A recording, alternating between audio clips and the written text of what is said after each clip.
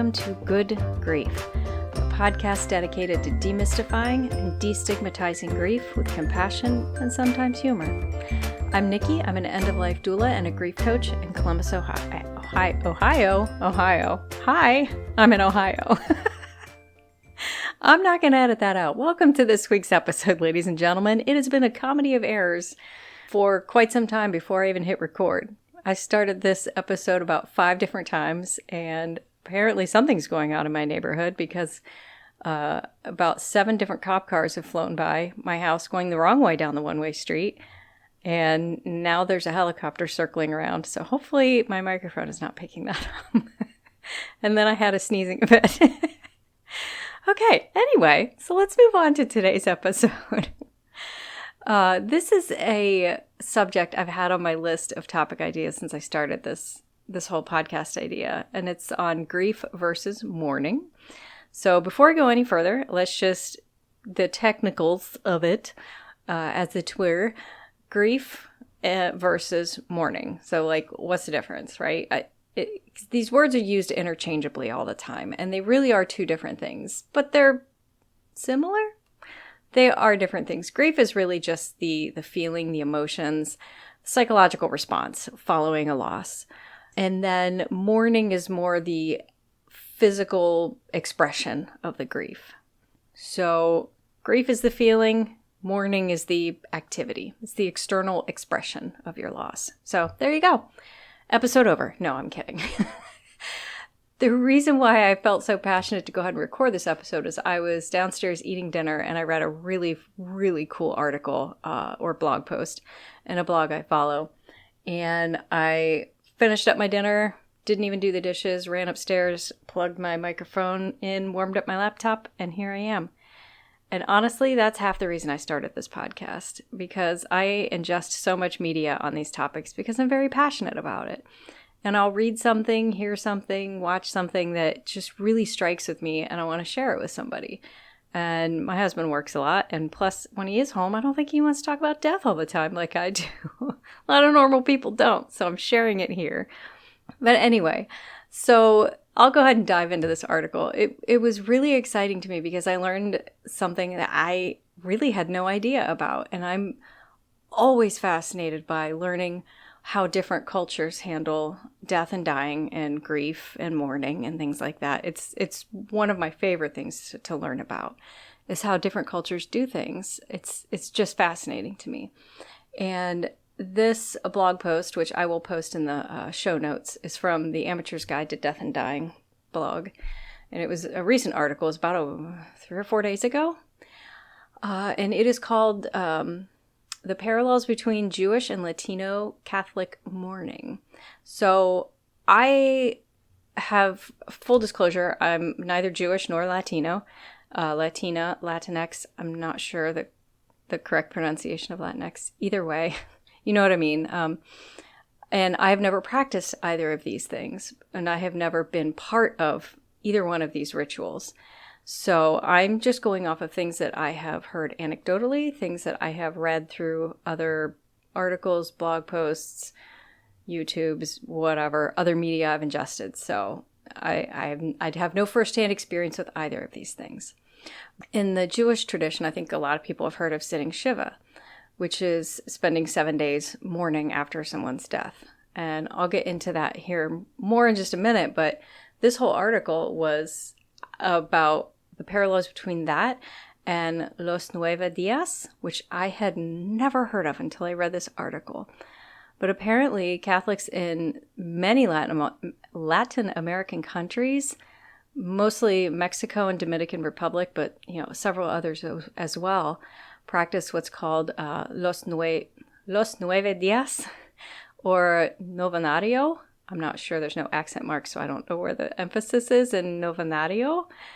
So apologies if I pronounce that wrong. But it is the 9 days of mourning, which blew my mind. I didn't know anybody. I didn't know that this, was a thing that was done. So if you all knew about this already, kudos to you. So I was just super excited to learn about this. So in Los 9 Días, they basically mourn or grieve together and support the family who suffered the loss And it's one of those things that it obviously varies household to household, right? Like, or anything, even your stereotypical American funeral, they're all a little bit different. Some people have the casket present, some people don't. Some people have a full service, some people just have visiting hours. So everybody's a little bit different. And obviously everybody has their own opinions of how it, quote, should be done, right? And some people view it as a 9-day celebration of that person's life. Some people view it more as, traditionally, it seems, just from what I've read here, and I did go out and look at a few other articles as well to make sure, things aren't too biased. Traditionally, it seems like it's more of a solemn experience where they, gather together, support the family, bring gifts. One thing I found that was incredibly fascinating is at the first day of mourning, they will erect a cross in an altar, in or next to an altar in the family home.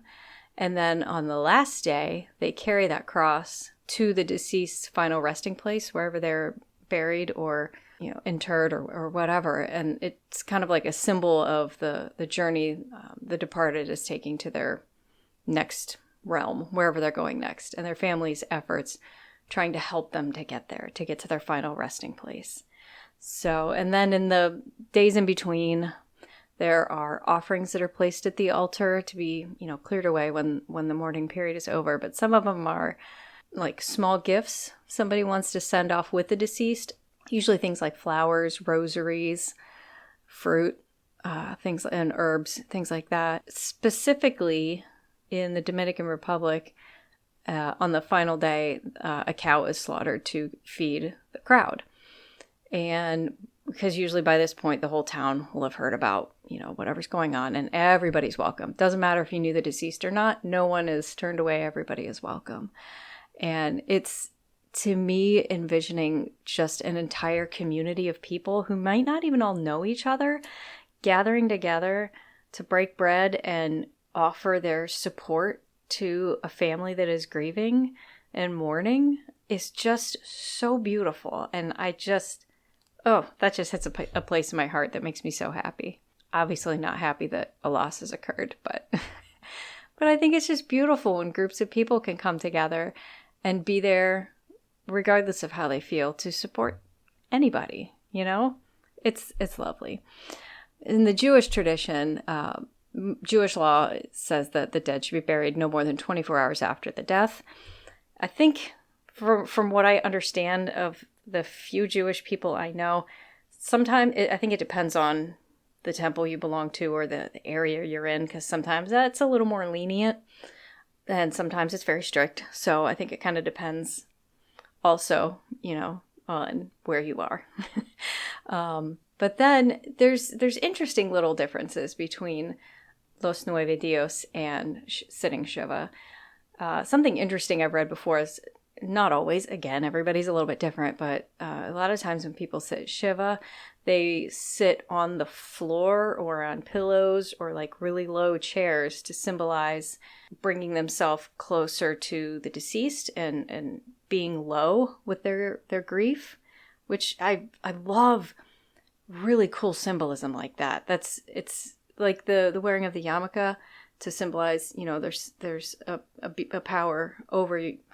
And forgive me if I'm getting any of this incorrect, but, that there's something over you at all times, being the Lord. I just love like physical manifestations of things like that. It's beautiful to me.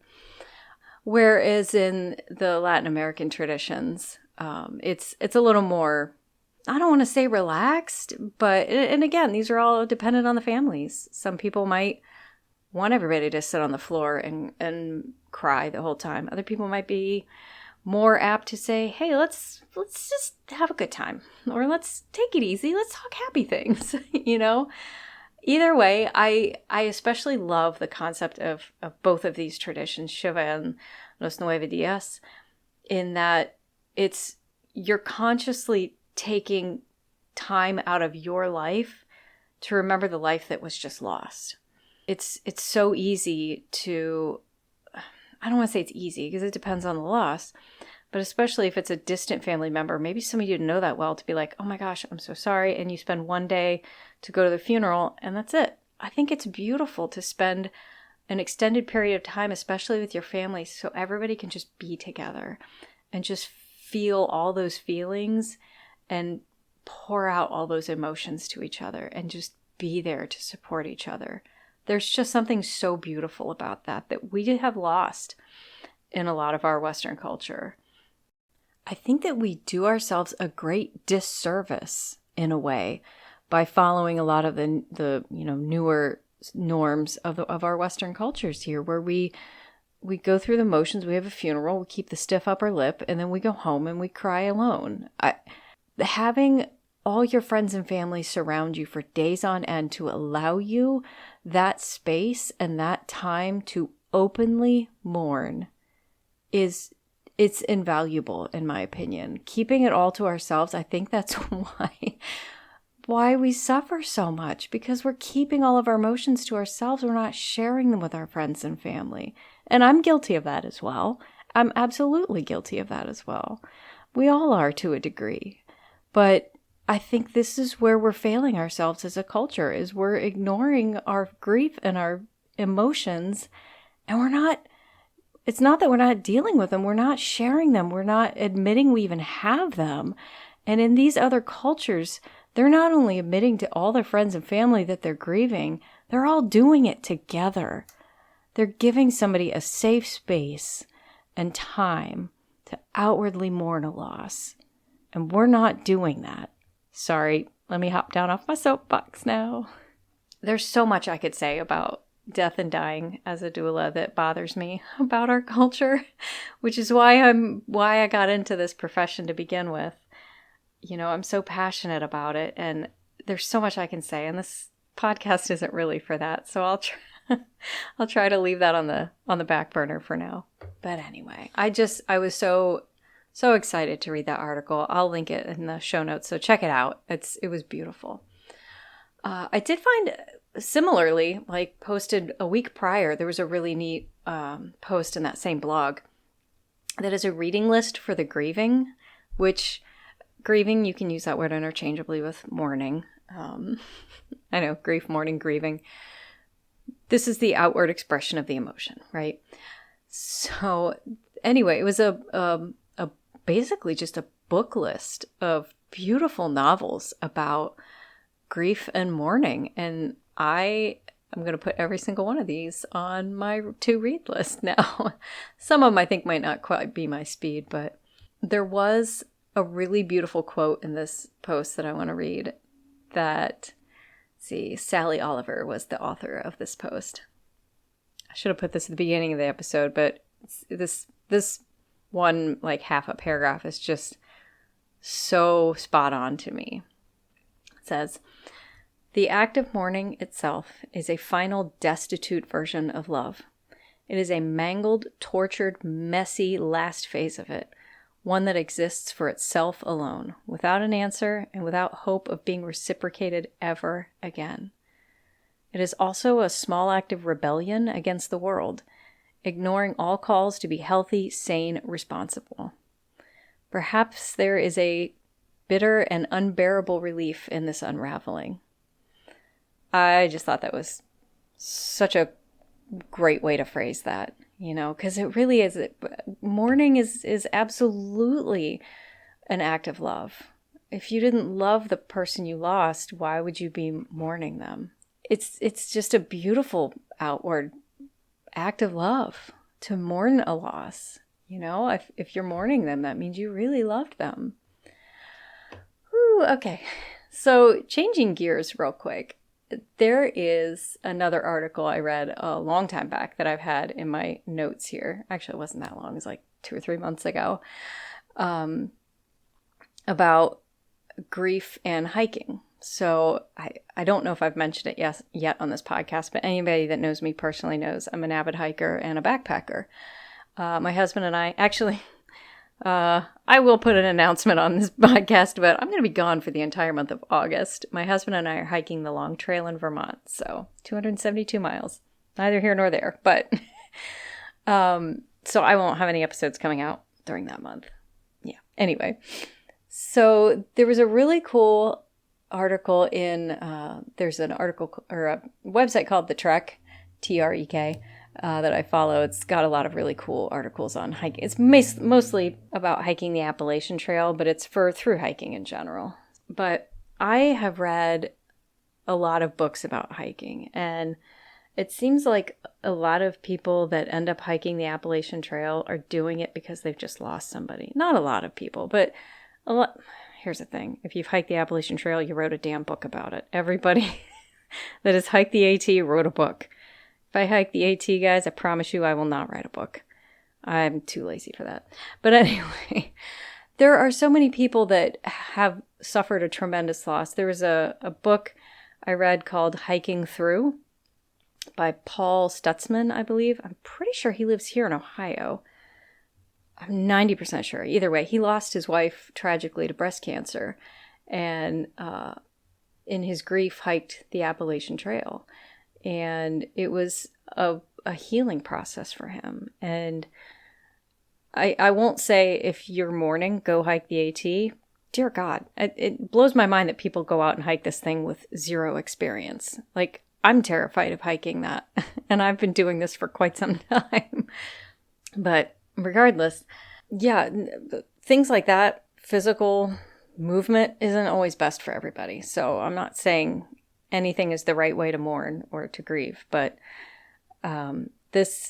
he hiked the Appalachian Trail to work through his grief of losing his wife, and she was like his whole world. They were together for so long, and he not only hiked the Appalachian Trail, he had worked in the restaurant industry for most of his life, and he just walked away from it. He gave up his restaurant and everything, walked away, and then walked. It's a really, really good book. And my all-time favorite hiking book of all time, please read it, Grandma Gatewood's Walk. Oh, I love Grandma Gatewood. She was the first woman to through hike the Appalachian Trail, and she had one hell of a life. She was horrendously abused by her husband. She had, I forget how many, a lot of, like 11 children, and her husband was an alcoholic and a real piece of crap, and abused her terribly pretty much the whole time she was married to him, right? And she had a brutal life with him. But she got through it, and when she was in her late 60s, she just saw a magazine, a National Geographic magazine, in the waiting room at the doctor's office, I believe, and it said something about the Appalachian Trail. She's like, well, that sounds kind of neat. I think I'm going to give it a go. She was in her late 60s, and she did this. And she did the whole daggone thing, and she didn't do it with all the fancy. This was a long time ago, though. She didn't have any of that fancy backpacking gear we have now.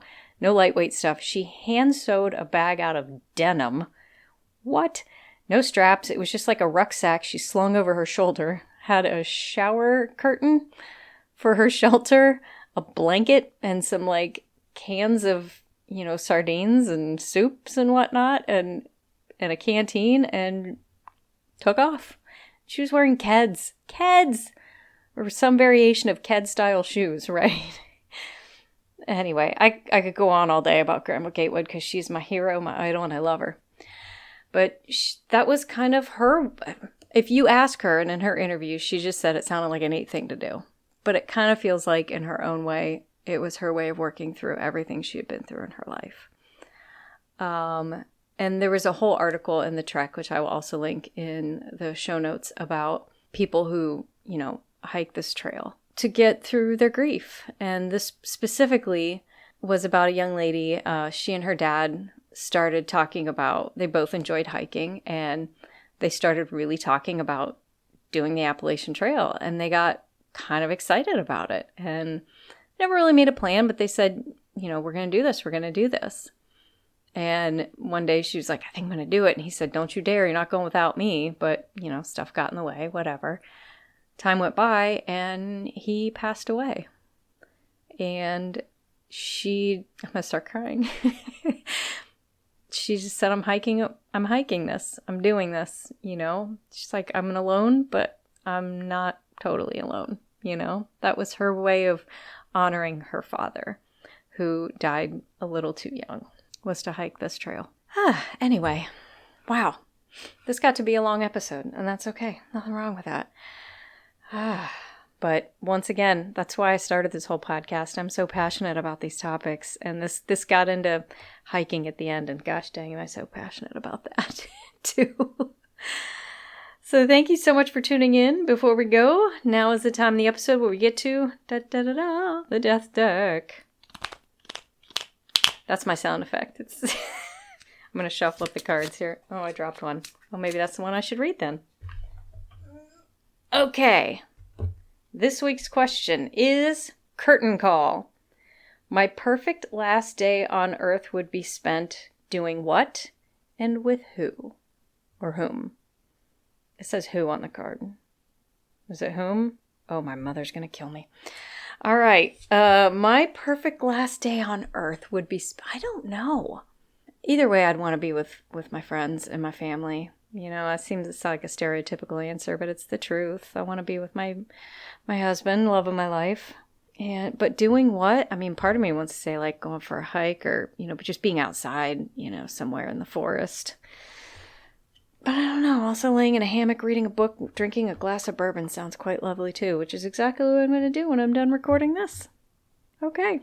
Thank you so much for tuning in. I hope you're getting something out of this. This episode was very much stream of consciousness. Outside of going back and editing out some oohs and ums and uhs and a whole bunch of police sirens, I'm just going to leave this whole thing as it is. Thank you so much for tuning in. Please don't forget to check me out on Patreon. Again, every penny I make on Patreon is going to providing pro bono work from me to people who cannot afford to pay me for my services. So, not going to me buying bourbon, I promise. I buy bourbon with my own money. I make it my day job. You can find me at nikkithedeathdoula.com. Please feel free to reach out if you have questions, comments, you want to hear about a specific topic, or you have a story you'd like to share, reach out to me. Thank you so much for tuning in. Have a lovely week. And remember, grief doesn't always have to suck. Good Grief was brought to you by me. You can find me online at nikkithedeathdoula.com. Today's episode was produced by me. Research and scripts written by me. Your host is me. Editing and sound design also me. Music is not me. Music is Cheery Monday by Kevin MacLeod. License information can be found at filmmusic.io/standard-license. Special thank you to my best friend and husband for constantly reassuring me that I don't suck.